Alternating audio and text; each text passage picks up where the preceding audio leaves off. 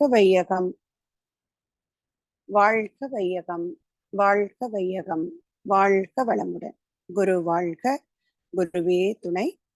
ஆசான் அருட்தந்தை வேதாத்ரி மகரிஷி அவர்கள் நம்மோடு சுக்குமமாக நிறைந்திருந்து நம்மை என்றென்றும் வழி நடத்துவாராக. ஸ்கை நார்வே தினந்தோறும் இணையவழியை நடத்துகின்ற இந்த அருமையான இணைவிலே இணைந்துள்ள இருபால் வேதாத்திரிய உறவுகளுக்கும் இனிய காலை மாலை வணக்கங்கள். வாழ்க வளமுடன். அருமையான இந்த வாய்ப்பினை நல்கிய இறைநிலைக்கும் குருவுக்கும் எங்களை வழிநடத்தி கொண்டிருக்கும் மூத்த பேராசிரியர் பெருமக்களுக்கும் மனமார்ந்த நன்றிகளும் வாழ்த்துக்களும். வாழ்க வளமுடன். ஒவ்வொரு நாளும் இந்த அருமையான வகுப்பை பொறுப்பேற்று நடத்தி கொண்டிருக்கக்கூடிய நார்வே அறக்கட்டளையை சார்ந்த அனைத்து அன்புள்ளங்களுக்கும் எங்களது மனமார்ந்த நன்றிகளும் வாழ்த்துக்களும். புதன்கிழமையும் வியாழக்கிழமையும் தெரியும், நாம மகரிஷியுடைய ஞான களஞ்சிய கவிகளுக்கான விளக்கங்களை பார்த்துக்கிட்டு இருக்கோம். நேற்றைய கவியினுடைய தொடக்கம் அப்படின்னு சொல்லலாம். அதனுடைய தொடர்ச்சியாக திருமணம் அப்படிங்கிற தலைப்புல மகரிஷி கொடுத்திருக்கக்கூடிய பாடல்கள்ல ஒன்றுதான் இன்றைய பாடல். மகரிஷி அவர்களோட தத்துவங்கள்ல பார்க்கும்போது ரொம்ப ரொம்ப ரொம்ப அழுத்தமாக சொல்லப்பட்ட உறவு கணவன் மனைவி உறவு இல்லையா? சுவாமிஜி சொல்லுவாங்க ஒரு பாடல்ல, அந்த கணவன் மனைவி உறவை அன்பு ஊற்றாம் இல்லறம் அப்படின்னு சொல்லுவாங்க. அந்த இல்லறத்தை எப்படி எந்த வார்த்தையால குறிப்பிடுறாங்கன்னா அன்பு ஊற்று அப்படின்னு சொல்றாங்க. ஏன் அத கடல்னு சொல்லல, இல்ல சமுத்திரம்னு சொல்லலாம். அந்த மாதிரி ஒரு மிகப்பெரிய பொருளோட ஓமை சொல்ல மகரிஷி சொல்லல. என்ன வார்த்தை சொல்றாங்க? ஊற்றுன்னு சொல்றாங்க. ஊற்றுன்னா சுரக்கை இல்லையா? அங்கே தண்ணி எப்போதும் ஊன்றிக்கொண்டு சுரந்து கொண்டே இருக்கும். அந்த ஊற்று ஒரு ஊன்றுகோல், ஒரு பற்றுக்கோடு, நீரோட்டம் உருவாகக்கூடிய இடம் இல்லையா? அப்போ எல்லா இடங்களிலும் அந்த ஊற்று என்கின்ற வார்த்தைக்கான பொருள் என்ன? அந்த நீரினுடைய ஓட்டம் துவங்கும், அது நடந்து கொண்டே இருக்கும், எப்போதும் இருக்கும், வற்றாயிருப்பு மாதிரி. அப்ப அந்த அளவுக்கு அந்த கணவன் மனைவியினுடைய இல்லற உறவை மகரிஷி ரொம்ப ரொம்ப வலியுறுத்தி சொல்றாங்க இல்லையா? இந்த 6 குணங்களில் ஒன்றான இன்னொரு பாலின் மேல் ஏற்படக்கூடிய வேட்கை, இது இயல்பு சொல்லிட்டாங்க மகரிஷி இல்லையா? இச்சை என்பது இயற்கை தான், அது இயற்கையா இருக்கும், இருக்கணும். அப்ப அது எப்படி முறைப்படுத்திக்கிறது? முறையற்ற பால் வேட்கையாக இருப்பத என்ன பண்ணுவாங்க? கற்பு நெறி என்ற தலைப்புல கற்பு நெறி என்கின்ற குணமாக மாற்றி அதற்கான ஒரு சமுதாயம் அங்கீகரிக்கப்பட்ட ஒரு விஷயம்தான் திருமணம் அப்படிங்கிறது இல்லையா? இல்லம் கொண்டு பொருட்கள் ஈட்டி காத்து துணையாம் நல்லாளோடு இன்புற்று நாட்டு கதை புரிந்து பல்லுயிரும் இன்புறவாம் பரந்த நினைவில் வாழ்வும் நல்ல வாழ்வு இல்லறம் நானிலமும் ஏற்கும் நெறி அப்படின்னு போடுவாங்க.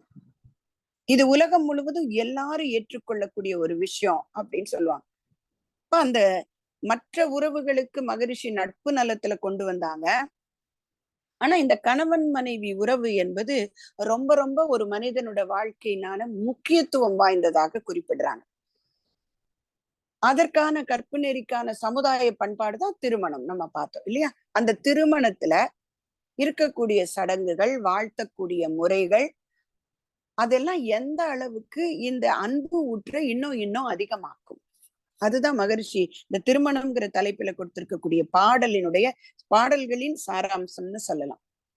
அப்ப இன்னைக்கு பாடல்ல நம்ம சாதாரணமா நம்ம முன்னோர்கள் இதை ஷார்ட் ஃபார்ம்ல சொல்லுவாங்க இல்லையா? 16 பெற்று பெருவாழ்வு வாழ்க. சாதாரணமா நம்ம அதை வேற மாதிரி பொருள் எடுத்துப்போம். ஆனா மகரிஷி அவர்கள் நமக்கு விளக்கம் கொடுத்திருக்காங்க. நம்முடைய முன்னோர்களும் இதுக்கு அருமையான விளக்கங்கள் கொடுத்திருக்காங்க. இதெல்லாம் தெரியும் நமக்கு இல்லையா? என்னெல்லாம் வேணும், ஒரு பெரிய பட்டியல் கொடுக்குறாங்க. அந்த 16 இறை உணர்வு, அறநெறி, கல்வி, தனம், தானியம், இளமை, வலிவு, துணிவு, நல்மக்கட்பேறு, அறிவில் உயர்ந்தோர் நட்பு, அன்புடைமை, அகத்தவம், அழகு, புகழ், மனித மதிப்பு உணர்ந்து ஒழுகும் பண்பு, பொறை உடைமை எனும் பேறு 16 பெற்று போற்றலுக்கும் தூற்றலுக்கும் வாழ்த்துக்களே கூறி மறை விளக்கும் உயர் வாழ்வை மதித்து ஒழுக்கம் காத்து மனையறத்தின் ஒளி விளக்காய் வளம் ஓங்கி வாழ்க. இதுதான் மகரிஷி கொடுத்திருக்கக்கூடிய பாடல். எவ்வளவு விஷயம் அதுல இல்லைங்களா? இந்த 16 வேணும். அது கூட என்னெல்லாம் சொல்றாங்க? குணநலன்ல மாற்றம் கொண்டு போற்றலுக்கும் தூற்றலுக்கும் வாழ்த்துக்களே குறி. மெய்ஞானம் பெற்று வாழணும். அத மறை விளக்கும் உயர் வாழ்வை மதித்து ஒழுக்கம் காத்து இந்த இல்லறம் என்பதை சிறப்பாக நடத்தணும். அப்ப அதற்கானதுதான் திருமணம் இல்லையா? இருமணம் இணையும். இந்த மனம் அப்படிங்கிறது பொருள் பார்த்தோம்னா மண் அப்படிங்கிற வேர் சொல்லுல இருந்து வந்ததுதான் மனம் அப்படின்னு சொல்றாங்க. மண்ணுதல் அப்படின்னா என்ன அர்த்தம்னா கூடுதல், கலத்தல், அழகு பெறுதல், நெருங்குதல். இன்னொரு பொருள் என்ன சொல்றேன்னா மண்ணினுடைய மனம் போல எப்போதும் மண்மேலே வாழ்தல். வாழ்வு முழுவதும் அந்த வாசனை இருக்கணும். அந்த மண்ணுக்குடைய வாசனை எப்போதும் இருக்கும் இல்லைங்களா? அப்ப அந்த மாதிரி வாழ்வு முழுவதும் அந்த மனம் பெறும் நிகழ்ச்சி தான் திருமணம். அந்த மேன்மைக்கான வார்த்தை திரு, நமக்கு தெரியும் இல்லையா? தமிழ்ல இருக்கக்கூடிய மிகப்பெரிய ஒரு அருமையான ஒரு பிரிஃபிக்ஸ்னு சொல்லலாம். அந்த முதன்மை சொல் அது மேன்மையை, அவர்களுக்கான அந்த உயர்வை இல்லையா? இப்ப திருமதி, திருமகன், இந்த மாதிரி எல்லாம் சொல்றோம். திருநிறை செல்வி, இதெல்லாம் எதற்கு? அந்த திரு என்கின்ற வார்த்தை ஒரு மேன்மையை குறிக்கக்கூடிய ஒரு சொல். அப்ப அந்த மாதிரி ஒரு மேன்மையை குறிக்கக்கூடிய ஒரு விஷயம்தான் திருமணம் அப்படின்னு சொல்றோம் இல்லையா? அந்த திருமணத்திற்கான காரணத்தை ஒவ்வொரு மதமும் வேற வேற மாதிரி சொல்லுது. ஆனா வாழ்க்கையில அடுத்த நிலைக்கு போவதற்காக, அடுத்த தலைமுறையை உருவாக்குவதற்கான ஒரு அங்கீகரிக்கப்பட்ட நிகழ்வு இல்லையா? அங்கீகரிக்கப்பட்ட நிகழ்வு. ஏன்னா அந்த கற்பு நெறி அது அது கண் போன போக்கில கால் போயிட்டு இருந்தா அது இந்த உலக தர்மத்துக்கே சரி கிடையாது. அப்ப அந்த உலக தர்மத்துக்கு, அந்த மனோதர்மத்துக்கு ஏற்ப அதற்கென ஒரு முறைமை அமைச்சு திருமணம் என்று அன்ற காலத்துல வாழ்ந்தவங்க அவரவர்களுடைய வாழ்க்கை நிலைக்கு ஏற்ப அந்த திருமணத்துக்குள்ள இத்தனையும் புகுத்தி கொண்டு வந்தாங்க. தருமம் செய்தல், சந்ததி விருத்தி, இதுக்காக பண்ணினாங்க. பாணி கிரகணம் அப்படின்னு ஒண்ணு சொல்லுவாங்க. அந்த கைகளை பிடித்து கொண்டு செய்யக்கூடிய நிகழ்வுக்குள்ள என்ன விஷயம் இருக்குன்னா இருவரும் ஒருவரை ஒருவர் வாழ்நாள் வரை பிரியாதிருத்தல் அப்படின்னு சொல்றாங்க. இப்ப மகரிஷி இதுல ஒண்ணு சொன்னாங்க இல்லையா? 2 பேரும் சேர்ந்து மனையறத்தின் ஒளி விளக்காய் வளம் ஓங்கி வாழ்க. அந்த கணவன் மனைவி இருவருக்கும் சேர்த்து ஒரு சோல் மாதிரி மகரிஷி இந்த வாழ்த்துக்கள் பாடல்ல குறிப்பிட்டாங்க. அதே மாதிரி நமக்குள்ள இருக்கக்கூடிய நம்ம எல்லா மதத்துடைய சடங்குகளையும் கொஞ்சம் கொஞ்சமாக அங்கேயும் இங்கேயுமா தொடுவோம். ஏன்னா எல்லா மதங்களும் சொல்லக்கூடிய தன்மைகளுக்கு பின்னாடியும் இருக்கக்கூடியது மனிதனுக்கு நல்ல வாழ்க்கை நெறிதான். அப்ப அந்த சடங்குகளுக்கு பின்னாடி இருக்கக்கூடிய தன்மைகள் என்ன பார்த்தா அக்னியை வலம் வருதல் அப்படிங்கிறது என்ன அப்படின்னா இப்போ தண்ணீராகட்டும், அதாவது காற்றாகட்டும், இந்த நிலமாகட்டும், தன்னில் சேர்க்கக்கூடிய பொருளுக்கு ஏற்ப தன்னுடைய தன்மையை மாற்றிக்கொள்ளும் இல்லையா? இப்ப தண்ணியில எதையாவது ஒண்ணு சேர்த்தோம்னா தண்ணி தன்னோட தன்மையை மாத்திக்குதா இல்லையா? அதே மாதிரிதான் காற்றும். ஒரு மல்லிகை காட்டு வழியா வந்தா அது மல்லிகை வாசத்தை எடுத்துட்டு வரும். அதே வேற ஒரு இடத்துக்கு வழியா வந்தா அந்த வாசத்தை எடுத்துக்கிட்டு வரும். மண்ணும் அதே மாதிரி. ஆனா அந்த பஞ்ச பூதங்கள்ல நெருப்பு என்பதுக்கு மட்டும் ஏன் இவ்வளவு முக்கியத்துவம் கொடுத்தாங்க?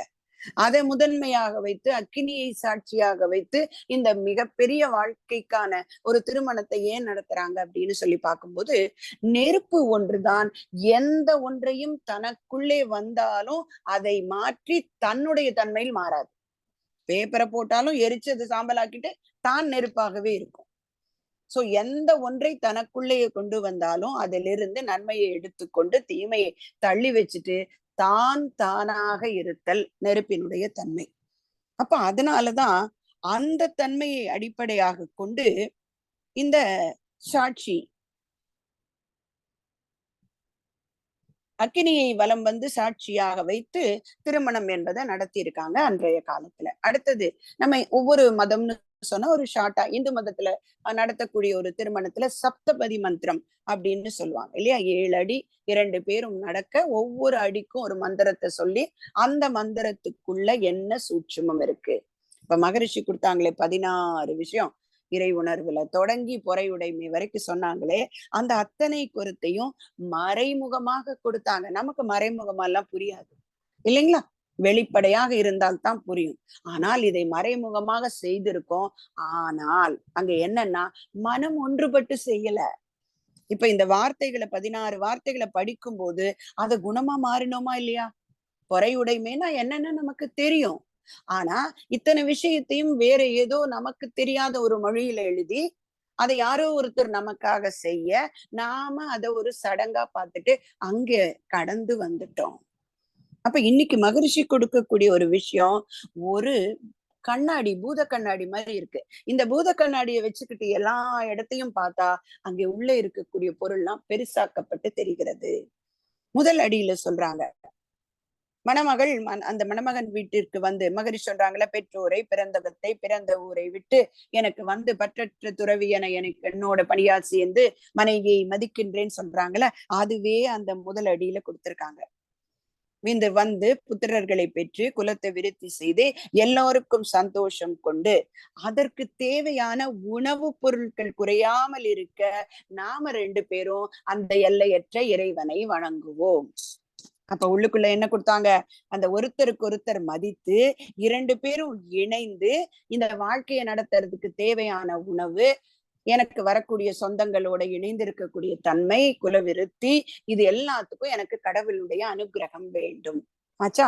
2வது அடியில சொல்றாங்க, மனைவியினுடைய தேக வலிமையை வேண்டுகிறாராம் கணவர். அவளுடைய ஆசைகள் நியாயமான ஆசைகளாக இருக்கவும் அவை பூர்த்தி அடைய வேண்டியும் அதற்கான உடல் மன வலிமை அவள் பெற இறைவன் தர வேண்டும் என்று கணவன் கேட்டுக்கொள்கிறாராம்.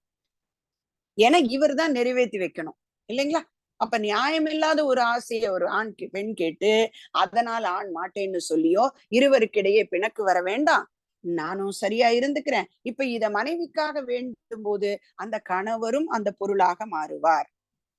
அப்போ மனைவியினுடைய தேக வலிமையை வேண்டிக் கொள்கிறார். அவங்க கொடுக்கக்கூடிய நியாயமான ஆசைகளை நான் நிறைவேற்றுவதற்கு எனக்கும் அவங்களுக்கும் உடல் மன வலிமைகள் வேண்டும் இறைவா அப்படின்னு 2வதுல வாழ்த்திக்கிறாங்க.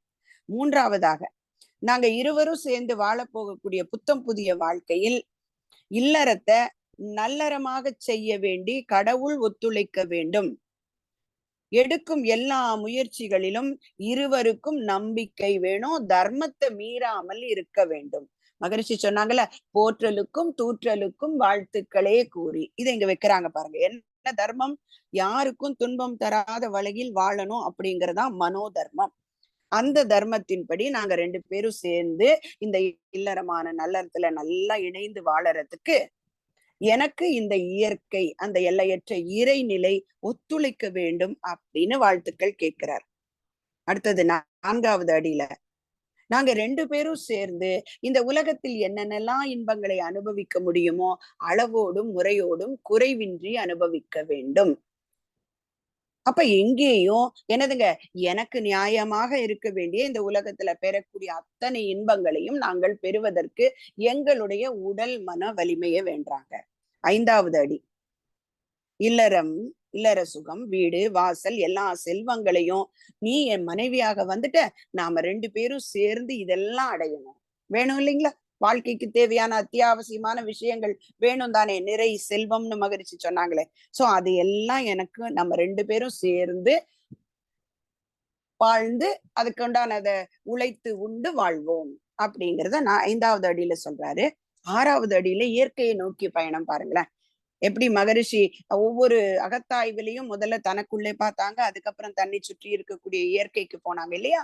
நம்மை சுற்றி இருக்கக்கூடிய இயற்கையை பற்றி பார்த்தோம். பிறப்புக்கு முன்னும் இறப்புக்கு பின்னும் உயிரின் நிலை பார்த்தோம், நம்மை சுற்றி இருக்கக்கூடிய கோள்களின் நிலை பார்த்தோம்.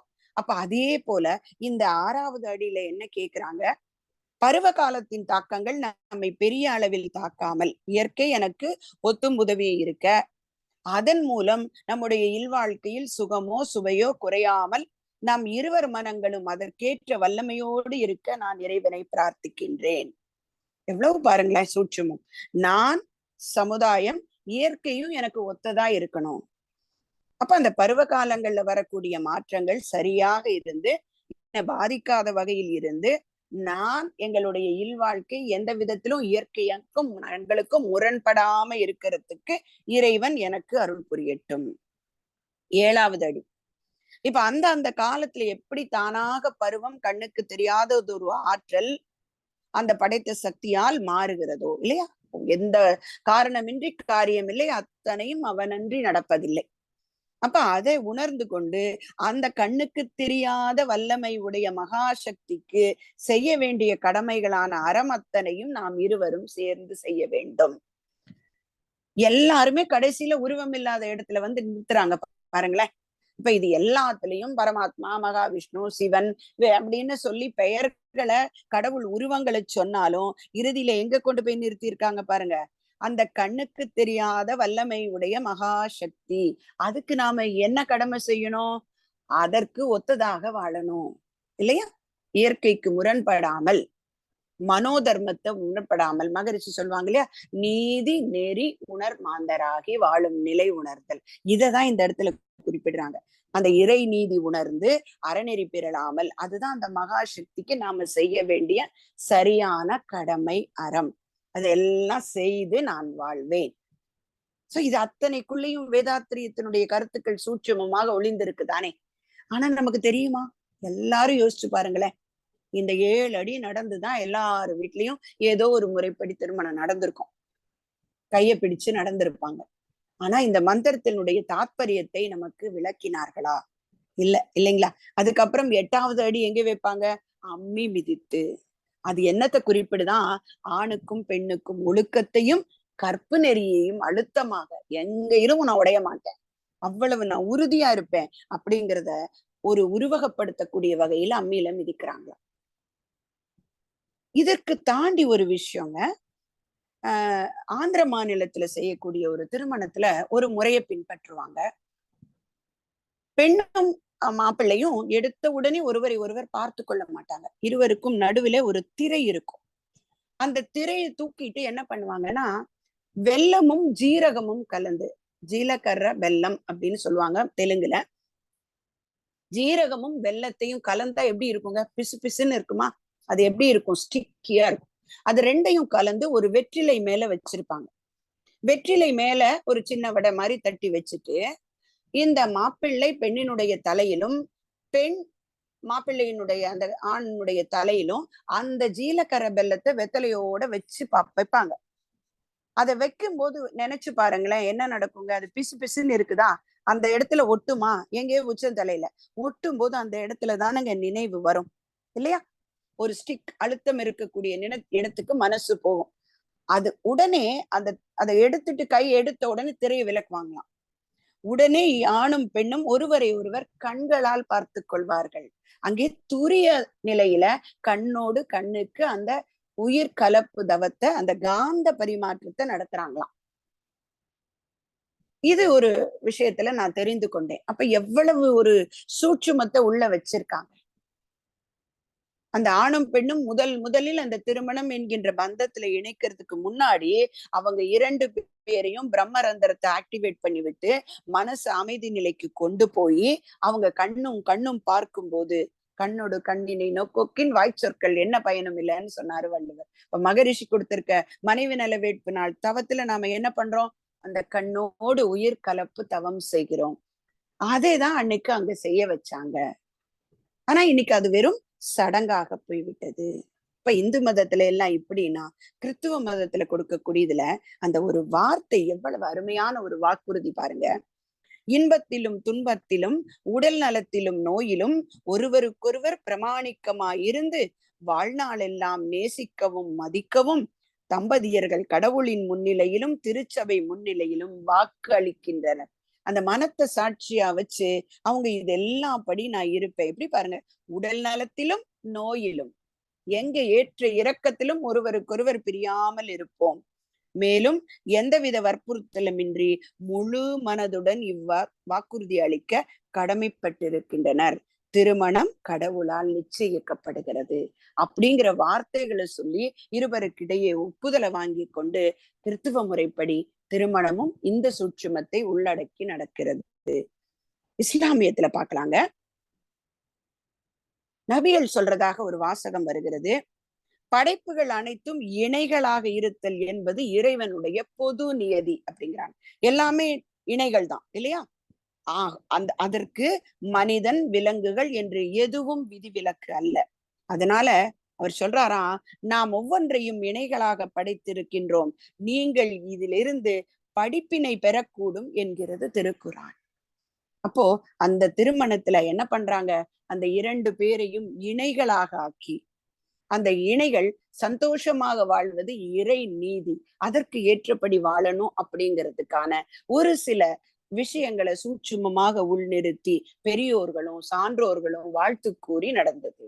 இங்க சம்பிரதாயத்தை விட்டுட்டோம், என்ன பண்ணிட்டோங்க, விளக்கம் இல்லாமல் பழக்கத்தை பிடித்து கொண்டு அதை இன்னும் இன்னும் இன்னும் எப்படி லக்ஸூரியஸா ரொம்ப ரொம்ப கிராண்டா பண்ணணும்னு நினைச்சு நாம பண்ணிக்கிட்டு இருக்கோம் இல்லையா? இங்க முக்கியமானது இந்த சூட்சுமம். இந்த சூட்சுமத்தை புரிந்து அந்த வார்த்தைகள் இருக்கக்கூடிய விஷயத்தை உணர்வதற்கு மகரிஷி இன்னைக்கு டிக்ஷனரி கொடுத்துட்டாங்க.